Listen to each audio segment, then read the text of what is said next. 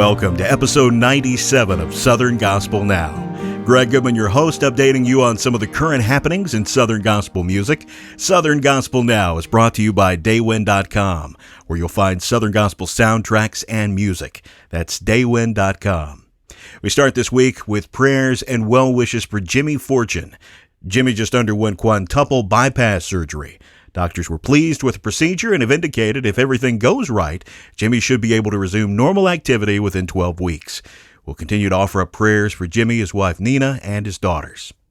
The Gospel Music Association has released some numbers dealing with the 2022 broadcast of the GMA Dove Awards. 3.1 million tuned in to the 53rd Annual Dove Awards, and it gathered 4.5 million social media impressions. Planning for the 54th Annual Dove Awards is underway. The event will include the Dove Awards Music City Experience, October 15th through 17th. More information is available at doveawards.com. Here's a little trivia for you to think about. What Southern gospel artist became nationally known for his signature catchphrase, "And that's a fact with my hand up"? The answer later in our broadcast. The latest song from Tim Menzies is On My Father's Side, which was written in first person with Jesus telling the story. Tim comments on writing the song in this fashion. The Lord has instructed me to do that on a couple of songs. It's always intimidating, and it's always, I have a fear and trembling about it, because to be speaking on His behalf is taking on more responsibility than speaking on my behalf into what He's done into my life. On My Father's Side is the first single off of the project He Reminds Me, from Tim Menzies, which releases March 3rd.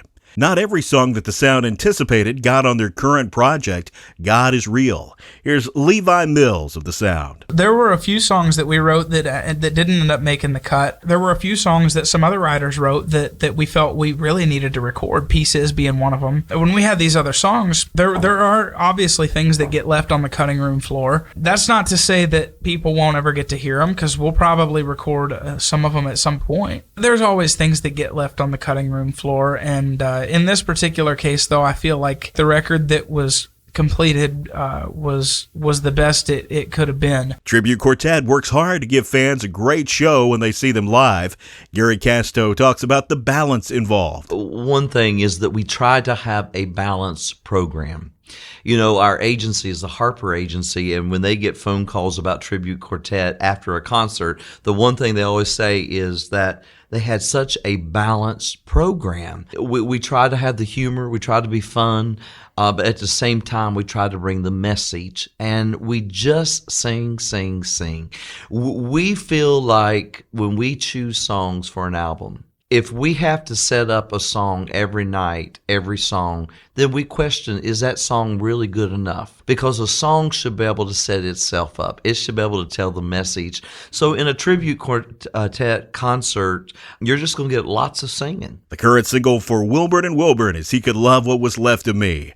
Jonathan Wilburn talks about the song. I'm so thankful that Jesus Christ reached down further than I can reach up. He loved what was left of me. Aren't you thankful that He has the grace and the mercy to pick up the pieces of our broken, shattered lives and put them back together? Praise the Lord. Kim Hopper gets a chance to work in a solo song or two each night as the Hoppers perform. I always loved these old songs myself, but I really didn't realize how much that people miss that. Nobody's singing a lot of those these days, and so, boy, they come out every night and say, I want that, with those good old gospel songs and some of those wonderful hymns. So it's doing really, really well, and I'm so grateful. That solo project from Kim Hopper is Softly and Tenderly. Roland Kesterson of The Inspirations tells us about the group's current single, Ark of His Grace. Let me tell you a little bit about the Ark of His Grace. Back when I was a little boy growing up, the Inspirations were not the only group that had influence on me. There was another group based out of Maryville, Tennessee, called the Supernals. I remember Mom and Dad would take us to hear them, and they were all great guys, but they really, really could sing. And we loved the Supernal Quartet. At one concert, Mom had bought a tape, and she brought it home, and of course, you know, she would listen to it as she cleaned the house, and then we would listen to it on the way to church on Sundays and in the car. And on that tape was the song Ark of His Grace that Ray had written. The current project for the LeFevre Quartet is My Jesus.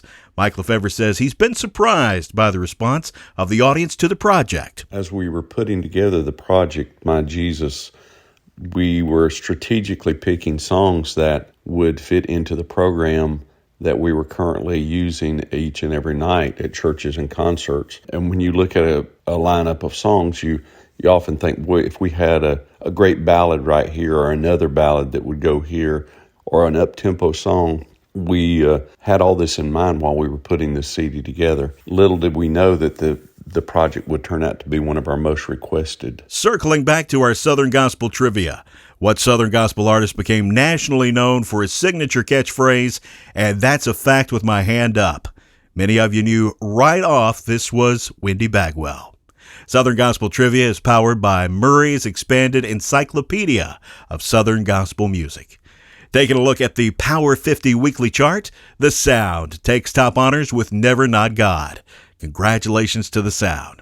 Well, that's it for today's program. If you missed episodes along the way, they are available wherever you find podcasts or at southerngospelnow.com. Southern Gospel Now is brought to you by Daywind.com.